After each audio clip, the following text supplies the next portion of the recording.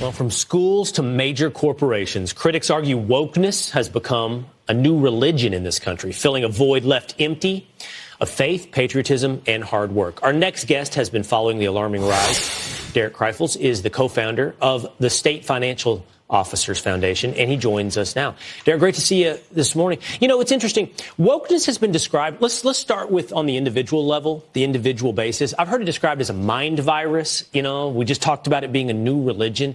What is it you think is happening at the individual level to have wokeness take such a prominent role in everyone's worldview? Well, Will, thanks for having me on. Happy Easter from America's Heartland.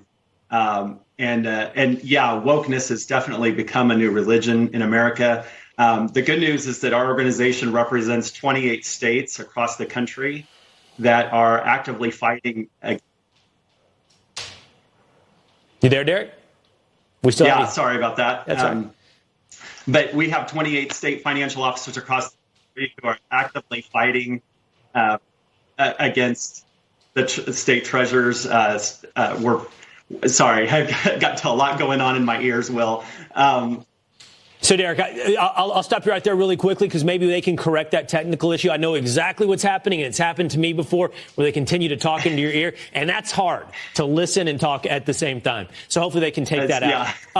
And I can hear you making the transition, and hopefully they can clear your technical issues here.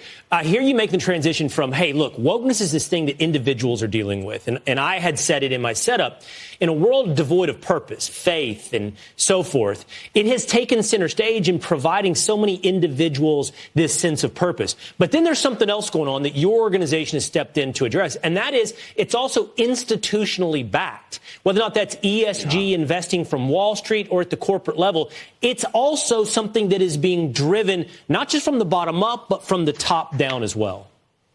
That's right, Will. Well, thank you again. And these state financial officers are fighting back against this new woke religion. And it is, you're right, it's coming from the corporate boardrooms and the CEOs themselves of some of the largest companies in America, you know, companies like BlackRock, State Street, Vanguard, and some of the others who manage, you know, hundreds of billions of dollars of state pension funds and state retirement accounts.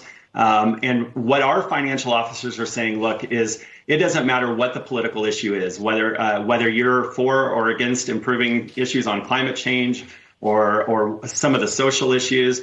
But we're saying fiduciary rule is absolutely the foundation of what every financial decision should be made. Right.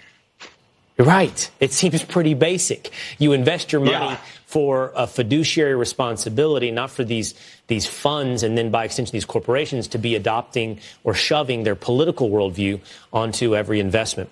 Derek, I will tell you this.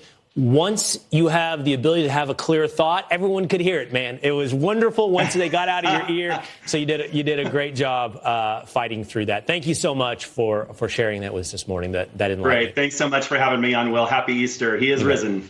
Happy Easter.